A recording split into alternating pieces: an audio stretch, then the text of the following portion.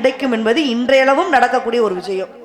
இன்னைக்கு செட்டிநாட்டு பகுதியெல்லாம் பார்த்தீங்க அப்படின்னா பப்பு டான்ஸுக்கு ஆள் இருக்காங்களோ இல்லையோ, நாரதரையும் வள்ளியும் சந்திப்பதற்கு ஆள் இருக்காங்களோ இல்லையோ, விடிய காலம் மாலை மாற்றும் போது பார்த்தீங்கன்னா கூட்டம் அவ்வளோ இருக்கும். ஏன் தெரியுமா? சும்மா இருக்க மாட்டாங்க, எல்லாரும் கையில் ஒரு பரிசு பொருளோடு இருப்பாங்க. கையில் ஒரு வாளியில் நிறைய இந்த பிஸ்கட்டு சாக்லேட் இந்த மாதிரி இனிப்பு வகையெல்லாம் போட்டு, சில பேர் சேலை எடுத்து வச்சுருப்பாங்க, சில பேர் வேட்டி எடுத்து வச்சுருப்பாங்க. இதெல்லாம் வச்சு என்ன பண்ணுவாங்கன்னா அந்த வேலை வணங்கி வள்ளியும் முருகனையும் பாவித்து அவரிடம் ஆசி பெற்று குழந்தை இல்லாதவர்கள் வேண்டி இருந்தார்கள் என்று சொன்னால் அந்த குழந்தை பிறந்தவொடனே அந்த குழந்தையை தூக்கிட்டு வந்து ஆசீர்வாதம் வாங்குவாங்க. ஏன்னா அப்படியெல்லாம் இந்த நாடகத்துடைய சிறப்பு அம்சங்கள் இருந்தது. இன்னைக்கு எப்படி இருக்கு? இப்படி இருக்கு.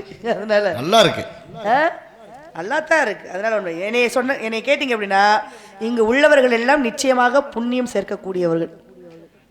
எத்தனை பாவங்கள் இருந்தாலும் அவருடைய பாவங்கள் குறைந்து புண்ணியம் சேரப்படும் என்பது ஒரு நிச்சயமான இதனுடைய காரணம், அறிகுறியாக கூடியது. நல்லா தெரிஞ்சுக்கோங்க. சும்மா ஒன்றும் ஒரு இந்த காலத்திலையும் வள்ளி திருமண நாடகம் புராண கதைகள்லாம் நடக்குது அப்படின்னா இன்றளவும் தெய்வ நம்பிக்கையும், இன்னைக்கு நமக்கு மழை பெய்து ஓரளவு உண்ணுவதற்கான எல்லா விதமான சௌகரியங்களும் கிடைக்குது அப்படின்னா நிச்சயமாக தெய்வ நம்பிக்கை இருப்பதனால தான். அதனால நான் யாருக்காக வந்திருக்கிறேன், எதற்காக வந்திருக்கிறேன், ஏன் இங்கே வந்திருக்கிறேன், ஏங்க வந்திருக்கீங்க? எனக்கு எல்லாரும் கல்யாணம் ஆனதுக்கு அப்புறம் தான் மொய் வைப்பாங்க. ஆமா, ஆனா எனக்கு மொய் வச்சதுக்கு அப்புறம் தான் நான் இங்க வந்து வரவே செஞ்சிருக்கிறேன். மொய் வச்சுட்டாங்களா? வச்சாச்சு. என்ன சொல்றீங்க? ஆமா, என்ன புதுமையா இருக்கு. எப்பயுமே என் கல்யாணம் புதுவிதமாக கூடியது. என் கல்யாணம் திருமணம் நிச்சயிக்கப்பட்ட பிறகு தான் இங்க வரக்கூடியது. நிச்சயத்தது யார் தெரியுமா? யாரு? சாசாத் என்னுடைய அருமை மாமா முத்துராஸ் அவர்கள். ஆமா, அது மட்டும் இல்லாத நம்முடைய எம்எம்ஆர் ராஜா அண்ணா அவர்கள், இவருடைய தலைமையில் நிச்சயதார்த்தம் முடிந்து இன்று திருமணம் விடிய காலம் நடக்க போகுது. அதனால திருமண தண்டத்துக்கு முன்னாடி ராஜாவை நினைச்சு எது செஞ்சாலும் சிறப்பாக தான் இருக்கு. அவர் எனக்கு அண்ணே. அவர் நான் என்ன சொல்ல புரியுதா? எனக்கு தம்பி, அவர் நினைச்சு இது எங்கேயோ இடிக்குதே. இல்லம்மா, அதுல நீங்க எனக்கு மாமா, அது இல்லம்மா, ஒரு விஷயம். ஒரு தம்பினா அவர் எனக்கு அண்ணன் ஆகிறாரு. எப்படி நீ சொல்ற விஷயம் வேற, நான் சொல்ற விஷயம் வேற. சரி, அது நம்ம நாடக அமைப்பாளருங்கிற முறையில் சொல்றேன். எந்த நாடகமாக இருந்தாலும் மதுரைக்கு எம்எம் ராஜா நாடி வாருங்கள், நல்ல நடிகர்களுக்கு சிறப்பாக நடித்து கொடுப்பார் என்பதை மிக மகிழ்ச்சியும் தெரிவித்துக் கொள்கிறோம். அந்த மகிழ்ச்சியோடு என்னுடைய காதலை சொல்ல வேண்டும் என்று சொன்னால் சொல்லிவிடுவோமா?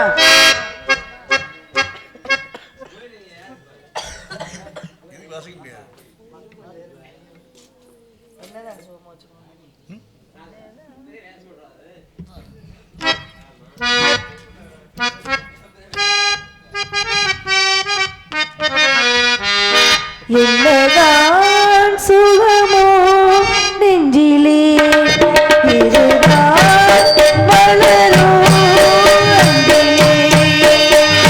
ராகங்கள் நீ பாடினாய் என்னாலும் மோகங்கள் காணவா என்னாலும் காதல் உறவே.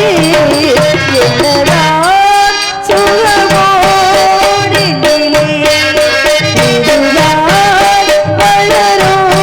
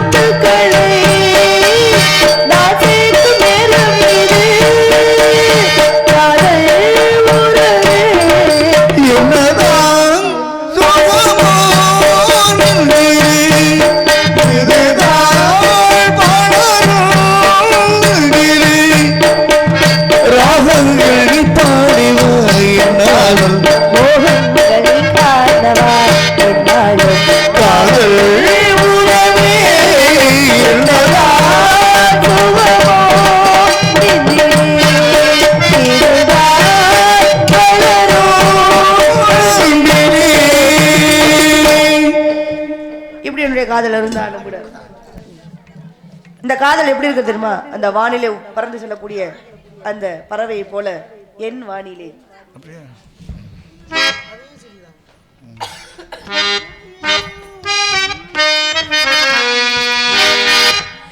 என் வானிலே ஒரு வெண்ணிலா காதல் மேகங்கள் கவிதை தாரகை ஊழலா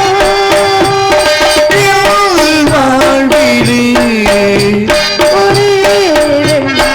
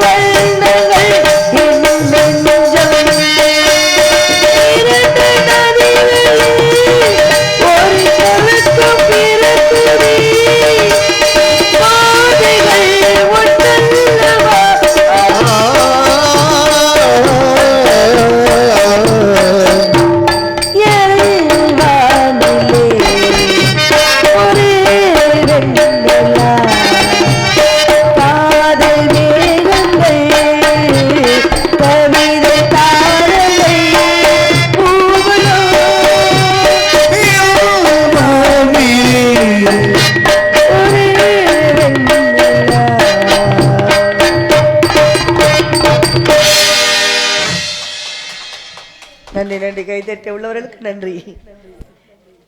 முருகன் முருகா முருகா முருகா என்றால் முருகு முருகு என்றாலே அழகு அழகு என்று பொருள். ஆறுபடை வீடுக்கும் சொந்தக்காரராக கூடிய எம்பெருமான் முருகனை நான் திருமணம் செய்ய வேண்டும் என்று சொன்னால் நிச்சயமாக எனக்காக காத்திருப்பார் என்ற நம்பிக்கையோடு, என ஆதியிலே கொடுத்த வாக்கு பாதியிலே நின்று விடக்கூடாது என்பது போல எம்பெருமான் முருகன் எனக்கு கொடுத்த வாக்கு. அப்பொழுது நான் அவரை திருமணம் செய்ய வேண்டும் என எண்ணிய பொழுது எனக்கு வயது 12 முருகனுக்கு 8 வயதாக இருந்தது. இது சரியான வயதில்லை என்று சொல்லி எனக்காக காத்திருக்க வேண்டும் என்று சொல்லிவிட்டு அவர் சென்று விட்டார். பிறகு யுகங்களாக காத்திருந்து என்றாவது வருவார் என்ற நம்பிக்கையோடு இருந்த பொழுது பிறகு இந்திரனாக கூடியவன் தன் மகளை பரிசாக கொடுத்தான். யாரு? தேவேந்திரனாக கூடியவன் தன் மகள் தெய்வயானை மனமுடித்து கொடுத்தான் என்ற செய்தியை கேட்ட பொழுது மனம் வருத்தமாக இருந்தாலும் கூட நமக்கு ஒரு இடம் உண்டு என்ற அந்த நம்பிக்கையோடு நான் எப்படி இருக்கேன் தெரியுமா? அந்த ஆசையோட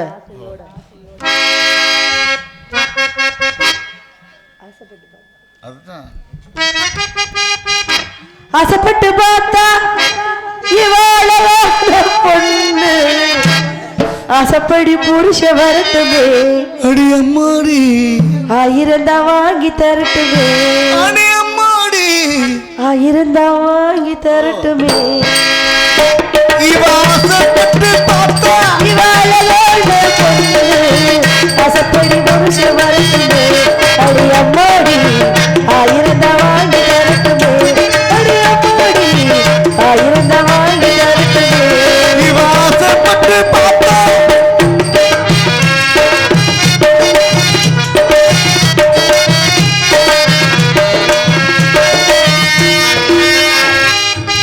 மாசி மாசத்திலே கையோ நீதி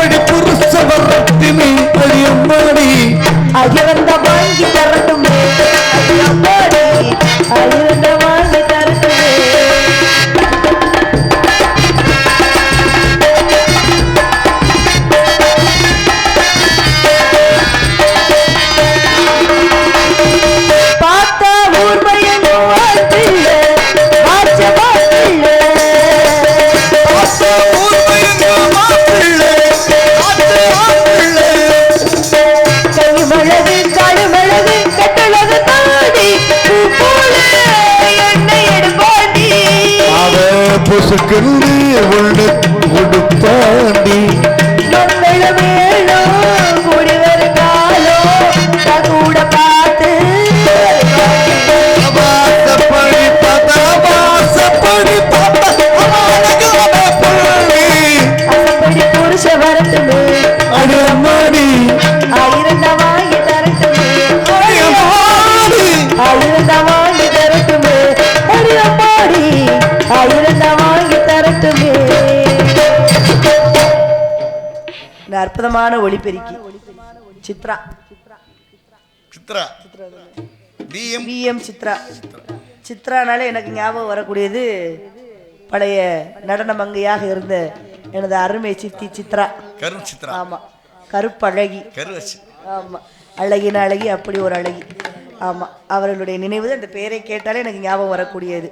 அற்புதமான ஒளிபெருக்கி. அதன் உரிமையாளர்களுக்கும் அதில் பணிபுரியக்கூடிய ஊழியர்களுக்கும் எனது சார்பாகவும் எங்களது கலை குடும்பத்தின் சார்பாகவும் நன்றி கலந்த வணக்கம். ஏன் அப்படின்னா அது ரொம்ப பனிக்காலம் இல்லையா? இந்த நேரத்தில் நமக்கு ஒளிபெருக்கி சரியாக இருந்தால் தான் நம்மளால் ஒழுங்காக பாட முடியும். எல்லாமே சரியாக இருக்கும். ஆமாம், எல்லாமே சரியாக இருக்கணும். இல்லை அனைத்து புரியாயிரும்.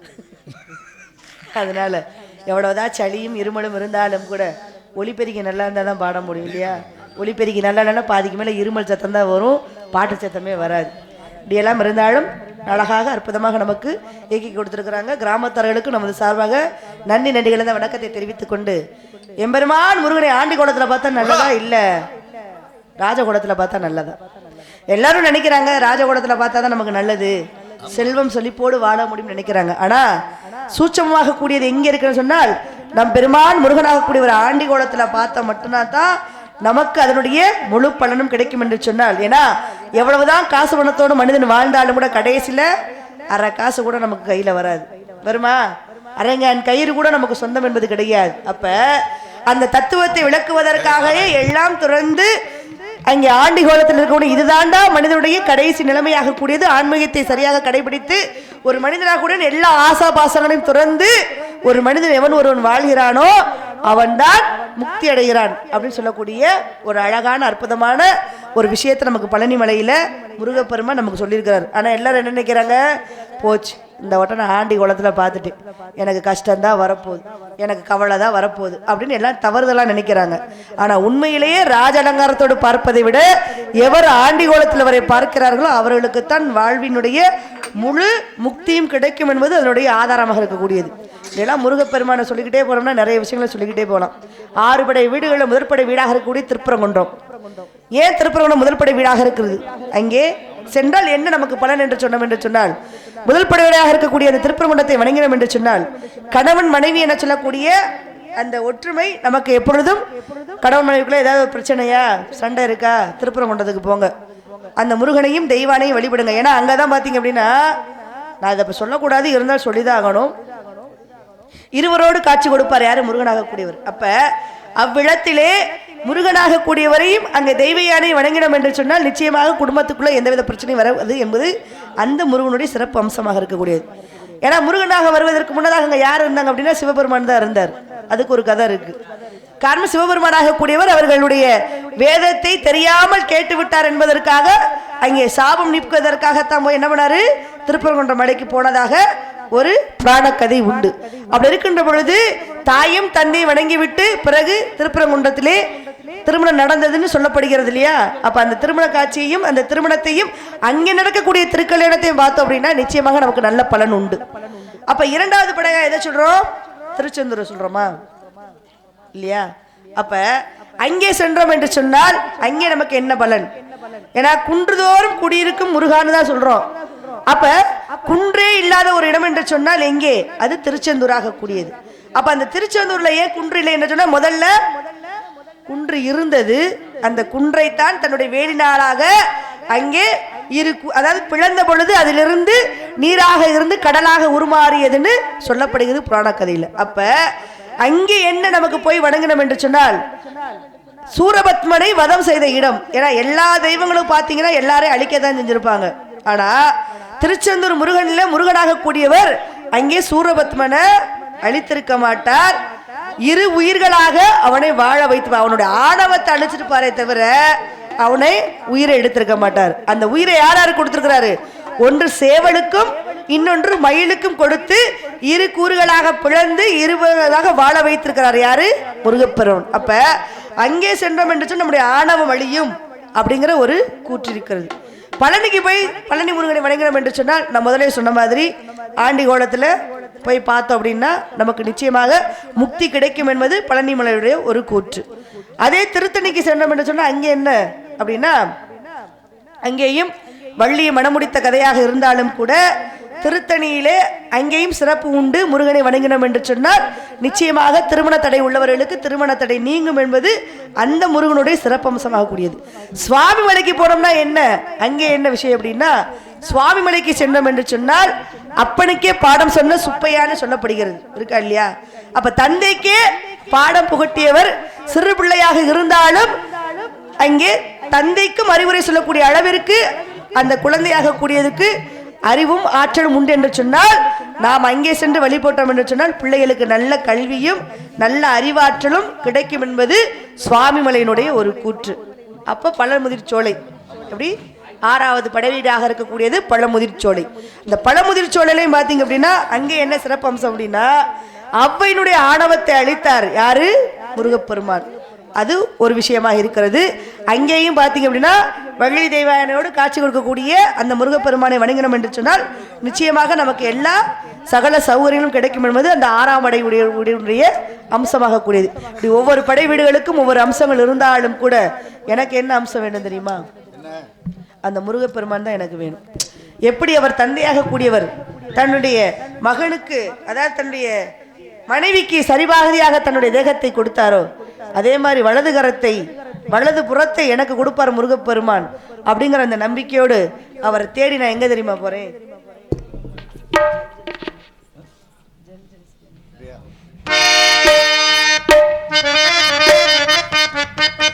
ஜல் ஜல் ஜல் என்னும் சல்லங்கை ஒளி சல சல சலவெனும் சாலையிலே செல் செல் செல்லுங்கள் காலைகளே சேர்ந்திட வேண்டும் இரவுக்குள்ளே செல்ல செல்ல செல்லுகிற சல்லங்கை ஒளி சல்ல சல்ல சல்லமென்று சல்லரலிலே செல் செல் செல்லுங்கள் காலைகளே சேர்ந்திட வேண்டும் இரவுக்குள்ளே.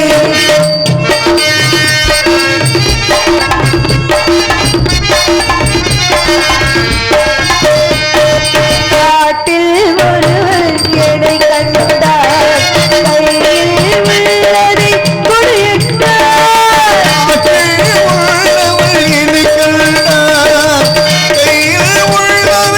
அது கொன்றார்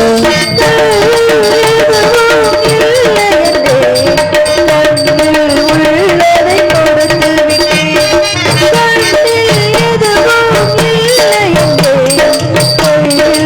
உள்ளதை கொடுத்து விட்டேன் செல்ல செல்ல செல்லுகிற சல்லங்கை ஒளி சல சல சலவின் சாலையிலே செல் செல் செல்லுங்கள் காலைகளே சேர்ந்திட வேணும் இரவுக்குள்ளே.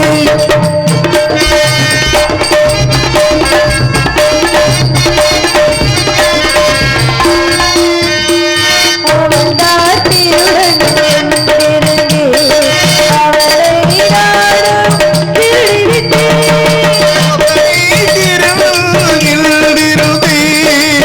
அவனே என்னை திருடிவிட்டேன் முதல் முதல் திருடும் காரணத்தால் முழுசாய் திருட மறந்து விட்டேன் முதல் முதல் திருடும் காரணத்தால் முழுசாய் திருட மறந்து விட்டேன் செல்ல செல்ல செல்லுகிற சல்லங்கை ஒளி சல சல சல சல சல சல சாலையிலே செல் செல் செல்லுங்கள் காலைகளே சேர்ந்திட வேணும் இரவுக்குள்ளே.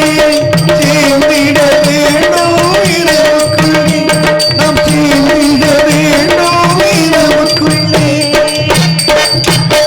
இப்படி இரவுக்குள்ள நாங்க சேரணும் அப்படின்னா என்னுடைய திருமணம் நடக்க வேண்டும் என்று சொன்னால் என் தந்தையாக கூடிய ஒரு காவலுக்கு போக சொல்லிக்கிறார். என்ன காவல்? திணை காவல். என்ன திணை? செந்திணை கருதினை திணைகள். அந்த திணை காவல் காப்பதற்காக என் தந்தையை வழி அனுப்பி வைக்கிறார். ஆனா நான் காவலுக்கா போறேன் காதல் பண்ண போறேன். உங்களுடைய ஒத்துழைமையோடு நான் காதல் புரிய போகிறேன். அதிலே காதல் மன்னன் திரு அருண் ஐயா அவர்களுடைய அந்த ஆசீர்வாதத்தோடு நீங்க வந்து சொல்லுங்க. நாட உலகத்திலே கவிதா அவர்கள் எல்லா வள்ளியும் இருந்தாலும் இன்னைக்கு மூத்த கலைஞராக இருக்கக்கூடிய நீங்க வள்ளி அவர்கள் என்ன பட போறீங்க உங்க காதல்? இல்ல மூத்த கலைஞர்னு சொல்றீங்களே, மூத்த கலைஞர்னா உண்மை தானே? எப்படி எப்படி சொல்லாதீங்க, எப்படி அனுபவம் தான் வாழ்க்கையில் முக்கியம். ஆமா, ஏன்னா 8 வயதுல அரிதாரம் பூசணும் இல்லையா? உண்மையை ஒத்துக்குங்க. நான் 8 வயசுல உங்களை பார்த்திருக்கேன்.